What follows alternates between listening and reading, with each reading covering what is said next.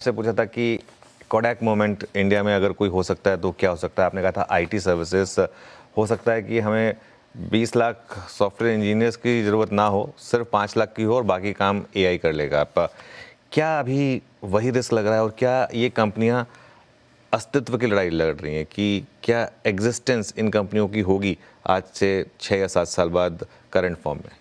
तनु जी, सवाल बहुत अच्छा है और काफ़ी अध्ययन पिछले 12 महीने में मैंने किया है। उसकी कुछ स्लाइड्स मैं आपके लेके आया हूँ, तो स्लाइड से ही चर्चा करते हैं। देखिए, कन्विंसिंगली ये कहना कि सब कुछ ख़त्म हो जाएगा, ये मेरा ध्येय भी नहीं है और ये मुझे पता भी नहीं है। हमारा काम एज इन्वेस्टर्स और एनालिस्ट ये है कि क्या प्रोबेबिलिटी है, क्या हो सकता है, उसकी तैयारी करना।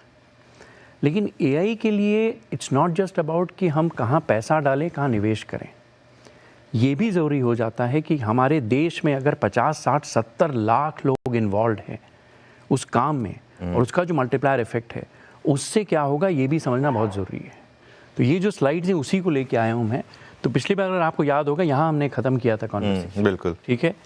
एक्स एक्सिस है टोटल हमारी कंपनियाँ कितने पैसे बनाती हैं, $250 बिलियन का डॉलर आता है, और वाई एक्सिस है $120 बिलियन की हम तनख्वाह देते हैं। ओके।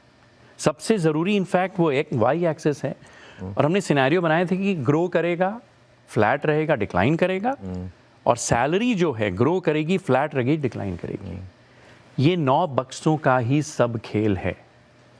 पिछले 30 साल टोटल रेवेन्यू भी ग्रो कर रही थी, हमारी सेल्स और हमारी कंपनियों की तनख्वाह भी ग्रो कर रही थी। हम ये 50 लाख लोगों को हम जो तनख्वाह दे रहे थे, बॉक्स नंबर 1 था। मुझे ये नहीं मालूम अगले 8-10 साल में क्या होगा। मैं आपके सामने सिनेरियोज लेके आया और हम एज इन्वेस्टर्स क्या तैयारी कर रहे हैं वही है। अब चूंकि आपको मालूम है कि G2G फिलॉसफी में हम ब्रह्मा विष्णु महेश की बात करते हैं। एआई अब ब्रह्मा से ब्रेकआउट कर चुका है, एकदम अर्ली विष्णु फेज में है। राइट। सॉफ्टवेयर जो इंसान कोड लिखता था, जो सॉफ्टवेयर सर्विसेज कंपनीज हैं, चाहे वो ERP कंपनी हों, SaaS कंपनियां हों, वो मुझे लग रहा है ऑलमोस्ट पीक कर रही हैं, बिकॉज कोड लिखने की ज़रूरत अब कम पड़ रही है। और हमारी IT सर्विसेज कंपनी जो काम करती हैं वो क्या करती हैं, कोड मेंटेन करना, कोड टेस्ट करना, असेंबल करना एंड सो ऑन, और कुछ लिखना भी।